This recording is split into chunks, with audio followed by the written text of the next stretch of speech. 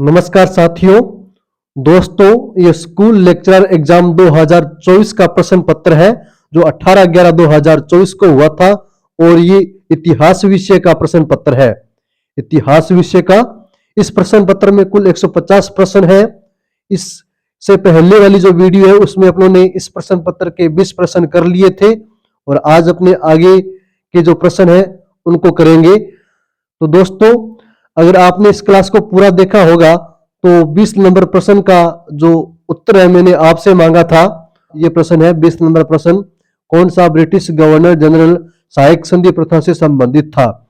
तो इस प्रश्न का जो सही उत्तर है वो है लॉर्ड वेलेस्ली। उत्तर नंबर 3 होगा इसका, लॉर्ड वेलेस्ली। आपने कमेंट नहीं किया, कमेंट का मैंने इंतजार किया था लेकिन आपने इसका उत्तर नहीं दिया, शायद आपने ये क्लास पूरी नहीं देखी, मैं ऐसा मानता हूं। दोस्तों अभी अपने प्रश्न नंबर 21 की ओर मूव करते हैं। प्रश्न नंबर 21 है, रेतवाड़ी भूमि बंदोबस्त का प्रवर्तक कौन था। ऑप्शन नंबर 1 है James Mill, option number 2 Eric Stokes, option number 3 sir John Malcolm और ऑप्शन नंबर 4 है थॉमस मुनरो। इस प्रश्न का सही उत्तर है Thomas Munro. Thomas Munro ryotwari भूमि बंदोबस्त का प्रवर्तक कहलाता है, थॉमस मुनरो। प्रश्न नंबर 22, व्यपगत सिद्धांत के तहत विलय की गई निम्नलिखित देशी रियासतों में से किसका विलय वर्ष त्रुटिपूर्ण है। व्यपगत सिद्धांत के तहत विलय की गई निम्नलिखित देशी रियासतों में से किसका विलय वर्ष त्रुटिपूर्ण है, ये अपने को बताना है। ऑप्शन नंबर 1 है जैतपुर 1848, संभलपुर 1849, बघात 1850, झांसी 1853। तो दोस्तों इस प्रश्न का सही उत्तर है जैतपुर 1848। व्यपगत सिद्धांत, दोस्तों व्यपगत सिद्धांत की शुरुआत लॉर्ड डलहौजी ने की थी। लॉर्ड डलहौजी जो भारत के गवर्नर जनरल थे, इन्होंने व्यपगत सिद्धांत की शुरुआत की थी। इस सिद्धांत के तहत सन 1848 में पहले देशी रियासत का, जो पहली देशी रियासत है उसका विलय किया गया था, उसका नाम है सतारा जो देशी रियासत है इसका विलय सन 1848 में किया गया था, जबकि जैतपुर का जो विलय है वो 1849 में किया गया था। ये ध्यान रखें आप, ये ऑप्शन इसका सही ऑप्शन है इस प्रश्न का। जैतपुर का विलय किया गया था 1849 में, संभलपुर और जैतपुर का विलय किया गया था 1849 में, जबकि सतारा का विलय किया गया था 1848 में। व्यपगत सिद्धांत की नीति के अनुसार देशी रियासतों का विलय किया गया था अंग्रेज अधिकारियों के द्वारा। दोस्तों प्रश्न नंबर 23, संविधान सभा के स्थायी अध्यक्ष कौन थे। संविधान सभा के स्थायी अध्यक्ष कौन थे। Option number 1 Surendra Nath Sen, option number 2 Acharya Kripalani, option number 3 doctor Rajendra Prasad, option number 4 doctor Bhimrao Ambedkar. दोस्तों इस प्रश्न का सही उत्तर है option number 3 doctor Rajendra Prasad. प्रश्न नंबर 24, ब्रिटिश भारत में केंद्रीय और प्रांतीय वित्त को पृथक करने की दिशा में प्रथम कदम किसने उठाया था। ऑप्शन नंबर 1 है लॉर्ड मिट्टो ने, ऑप्शन नंबर 2 लॉर्ड मेयो ने, ऑप्शन नंबर 3 लॉर्ड कॉर्नवालिस ने, ऑप्शन नंबर 4 लॉर्ड लिंटन ने। इस प्रश्न का सही उत्तर है लॉर्ड कॉर्नवालिस। इन्होंने सर्वप्रथम ब्रिटिश भारत में केंद्रीय और प्रांतीय वित्त को पृथक करने की दिशा में प्रथम कदम उठाया था, लॉर्ड कॉर्नवालिस ने। प्रश्न नंबर 25 की ओर चलते हैं अपने। 25 नंबर प्रश्न है, निम्नलिखित में से कौन 1946 के कैबिनेट मिशन का सदस्य नहीं था। 1946 के कैबिनेट मिशन के सदस्य कौन नहीं थे, ये अपने को बताना है। तो ऑप्शन नंबर 1 है Lord Patrick Lawrence, option number 2 sir Stafford Cripps, option number 3 mister Alexander, sir option number 4 sir John Simon. तो इस प्रश्न का सही उत्तर है sir John Simon. Lord Patrick Lawrence और sir Stafford Cripps, mister Alexander, ये तीनों सदस्य कैबिनेट मिशन से संबंधित थे। सन 1946 में कैबिनेट मिशन आया था और सर ये तीनों जो सदस्य हैं Lord Patrick Lawrence, sir Stafford Cripps, mister Alexander, ये तीनों के तीनों कैबिनेट मिशन से क्या थे, संबंधित थे। प्रश्न नंबर 26, भारतीय संविधान के किस अनुच्छेदों में स्वतंत्रता के अधिकार का प्रावधान है। अनुच्छेद नंबर 19 से 22, अनुच्छेद नंबर 13 से 18, अनुच्छेद 23 से 24, अनुच्छेद 16 से 18। इस प्रश्न का सही उत्तर है ऑप्शन नंबर 1 अनुच्छेद 19 से 22। अनुच्छेद 19 से 22 में अपने को स्वतंत्रता के अधिकार के प्रावधान मिलते हैं। प्रश्न नंबर 27। प्रश्न नंबर 27 है संविधान का कौन सा अनुच्छेद बलात्कार पर प्रतिबंध लगाता है? ऑप्शन नंबर 1 अनुच्छेद 23, ऑप्शन नंबर 2 अनुच्छेद 19, ऑप्शन नंबर 3 अनुच्छेद 14, ऑप्शन नंबर 4 अनुच्छेद 12। दोस्तों इस प्रश्न का सही उत्तर है अनुच्छेद 23। अनुच्छेद 23 बलात्कार पर प्रतिबंध लगाता है। प्रश्न नंबर 28। प्रश्न नंबर 28 मिस्र में सूर्य देवता की पूजा किस नाम से की जाती थी?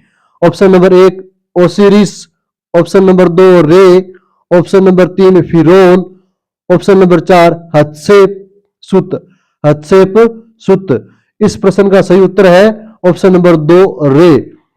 सूर्य देवता की पूजा मिस्र में रे के नाम से की जाती थी। प्रश्न नंबर 29 की ओर मूव करते हैं। प्रश्न नंबर 29 है कौन सा युगम सुमिलित नहीं है? यूनानी देवता से संबंधित कौन सा युगम सुमिलित नहीं है ये अपने को बताना है। तो पहला ऑप्शन है जीएस आकाश का देवता, ऑप्शन नंबर 2 है ओसिदन समुद्र का देवता, ऑप्शन नंबर 3 है अथेना विजय की देवी, ऑप्शन नंबर 4 है अपोलो पहाड़ों का देवता। दोस्तों इस प्रश्न का गलत सुमिलित है अपोलो पहाड़ों का देवता। तो इस प्रश्न का सही उत्तर हो जाएगा ऑप्शन नंबर 4। अपोलो पहाड़ों के देवता नहीं है बल्कि यूनान के राष्ट्रीय देवता है जो खेल के देवता कहलाते हैं, संगीत के देवता कहलाते हैं, भविष्यवाणी के देवता कहलाते हैं। तो अपोलो देवता यूनानी क्या है? राष्ट्रीय देवता थे। प्रश्न नंबर 30 की ओर मूव करते हैं। प्रश्न नंबर 30 है उस वास्तुकार का नाम बताएं जिसने राजा जोसर के आदेश पर पहला पिरामिड बनाया था। Option number 1 Imhotep, option number 2 Menes, option number 3 Rameses, option number 4 Khufu. इस प्रश्न का सही उत्तर है इमहोटेप। इमहोटेप। इमहोटेप वे वास्तुकार है जिन्होंने राजा जोसर के आदेश पर पहला पिरामिड बनाया था। दोस्तों प्रश्न नंबर 31 की ओर मूव करते हैं। प्रश्न नंबर 31 है निम्नलिखित यूनानी विचारकों को कालानुक्रमिक व्यवस्थित करें। ऑप्शन नंबर 1 सुकरात, option number 2 Plato, option number 3 Aristotle, option number 4 Archimedes. इस प्रश्न का सही उत्तर है 1 नंबर ऑप्शन। पहले सुकरात आएंगे, फिर प्लेटो आएंगे, फिर एरिस्टोटल आएंगे, फिर आर्किमिडीज आएंगे। दोस्तों आप एक ट्रिक याद रखिएगा, सुप्लेयर। सुप्लेयर। सुप्लेयर यानी सु से मतलब सुकरात, प्ले से मतलब प्लेटो और यर से मतलब अरस्तु। तो पहले जो यूनानी विचारक थे वो थे सुकरात और दूसरे थे प्लेटो, तीसरे थे अरस्तु, उसके बाद आएंगे अरिस्टोटल, उसके बाद आएंगे आर्किमिडीज। लेकिन इस प्रश्न में दिए हुए ऑप्शन के हिसाब से इस प्रश्न का सही उत्तर है ऑप्शन नंबर 1। पहले सुकरात, 2 नंबर पे प्लेटो, 3 नंबर पे अरिस्टोटल, 4 नंबर पे आर्किमिडीज। तो दोस्तों चलते हैं प्रश्न नंबर 32 की ओर। प्रश्न नंबर 32 है उस भिक्षु का नाम बताइए जिसे इंग्लैंड में ईसाई धर्म का संस्थापक माना जाता है। Option number 1 Saint Augustine, option number 2 Gregory, option number 3 Saint Benedict, option number 4 Saint Peter. दोस्तों इस प्रश्न का सही उत्तर है Saint Augustine. Saint Augustine. Saint Augustine वे भिक्षु थे जिन्हें इंग्लैंड में ईसाई धर्म का संस्थापक माना जाता है।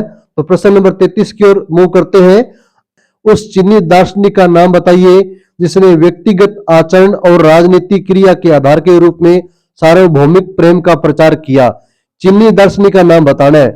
उस चीनी दार्शनिक का नाम जिसने व्यक्तिगत आचरण और राजनीतिक क्रिया के आधार के रूप में सार्वभौमिक प्रेम का प्रचार किया। ऑप्शन नंबर 1 है Confucius, option number 2 Mo Tzu, option number 3 Tao, option number 4 Chin. इस प्रश्न का सही उत्तर है मोत्जू। मोत्जू नामक चीनी दार्शनिक थे जिन्होंने व्यक्तिगत आचरण और राजनीतिक क्रिया के आधार के रूप में सार्वभौमिक प्रेम का प्रचार किया था। तो इस प्रश्न का सही उत्तर क्या है? ऑप्शन नंबर 2 मोत्जू चीनी दार्शनिक। प्रश्न नंबर 34 है निम्नलिखित में से कौन सा भूक्षत्र प्यूनिक युद्धों का मूल कारण था? प्यूनिक युद्धों का मूल कारण कौन सा भूक्षेत्र था, ये अपने को इस प्रश्न में बताना है। ऑप्शन नंबर 1 है सिसिली, ऑप्शन नंबर 2 है सार्डिनिया, ऑप्शन नंबर 3 है कोर्सिका, ऑप्शन नंबर 4 है मैसेडोनिया। इस प्रश्न का सही उत्तर है ऑप्शन नंबर 1 सिसिली। सिसिली ही वह भूक्षेत्र है जो प्यूनिक युद्धों का मूल कारण था। प्रश्न नंबर 35, राज्य का इस्लामी सिद्धांत त्रिस्तरीय विचार पर आधारित है। राज्य का जो इस्लामी सिद्धांत है ना, वो त्रिस्तरीय विचार पर आधारित है दोस्तों। तो इस संदर्भ में निम्नलिखित में कौन सा सत्य नहीं है, ये अपने को बताना है। इसमें कुल 4 विचार दिए गए हैं। इस प्रश्न के ऑप्शन में 4 विचार दिए गए हैं, उन विचारों में से एक विचार गलत है, वो अपने को बताना है। तो ऑप्शन नंबर 1 है एक शास्त्र, ऑप्शन नंबर 2 एक राष्ट्र, ऑप्शन नंबर 3 एक संप्रभु, ऑप्शन नंबर 4 दार उल हरब। इस प्रश्न का सही उत्तर है 4 नंबर। 4 नंबर जो ऑप्शन है दार उल हरब, वो त्रिस्तरीय विचार नहीं है, जबकि त्रिस्तरीय विचार है एक शास्त्र, एक राष्ट्र, एक संप्रभु। तो राज्य का इस्लामी सिद्धांत त्रिस्तरीय विचार पर आधारित होता है। और त्रिस्तरीय विचार वो कौन कौन से हैं? त्रिस्तरीय विचारों में वो विचार कौन से हैं? एक शास्त्र, एक राष्ट्र, एक संप्रभु। इस प्रकार इस प्रश्न का जो सही उत्तर है वो कौन सा होगा? 4 नंबर ऑप्शन होगा दार उल हरब। दोस्तों प्रश्न नंबर 36 की ओर मूव करते हैं। प्रश्न नंबर 36 है हर्यक वंशी शासक उदायीन के बारे में निम्नलिखित कथनों पर विचार कीजिए। कथन नंबर 1 है वह अजातशत्रु के काल में चंपा का गवर्नर था। कथन नंबर 2 उसने कुसुमपुर, जिसे पाटलिपुत्र भी कहते हैं, उसने कुसुमपुर का निर्माण करवाया था। वह जैन मतानुयायी था। ये हर्यक वंशी शासक उदायीन के संबंध में कथन दिए 3, इनमें से अपने को बताना है कौन सा कथन सत्य है। तो दोस्तों इस प्रश्न के जो कथन 3 दिए गए हैं वो तीनों के तीनों सत्य हैं। तो इस प्रकार इस प्रश्न का उत्तर हो जाएगा ऑप्शन नंबर 4 ए, बी और सी। हर्यक वंशी शासक उदायीन जो है वह अजातशत्रु के काल में चंपा के गवर्नर थे।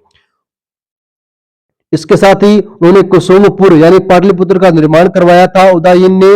वह जैन मतानुयायी भी थे, ये आप ध्यान रखें। प्रश्न नंबर 37 की ओर मूव करते हैं। प्रश्न नंबर 37 है परास्त होने के पश्चात सेल्यूकस ने कौन सा क्षेत्र चंद्रगुप्त मौर्य को नहीं सौंपा था? Option number 1 Arachosia, option number 2 area, option number 3 Bactria, option number 4 गेंड्रोसिया। इस प्रश्न का सही उत्तर है ऑप्शन नंबर 4 गेंड्रोसिया। गेंड्रोसिया ही वह क्षेत्र है जो सेल्यूकस ने चंद्रगुप्त मौर्य को नहीं सौंपा था। Option number 4। प्रश्न नंबर 38 की ओर मूव करते हैं। प्रश्न नंबर 38 है सीताध्यक्ष, शुल्काध्यक्ष, सूत्राध्यक्ष किस मंत्री से संबंध थे? ऑप्शन नंबर 1 सनिधाता से, ऑप्शन नंबर 2 समाहर्ता से, ऑप्शन नंबर 3 प्रशास्ता से, ऑप्शन नंबर 4 कर्मांतिक से। इस प्रश्न का सही उत्तर है ऑप्शन नंबर 2 समाहर्ता।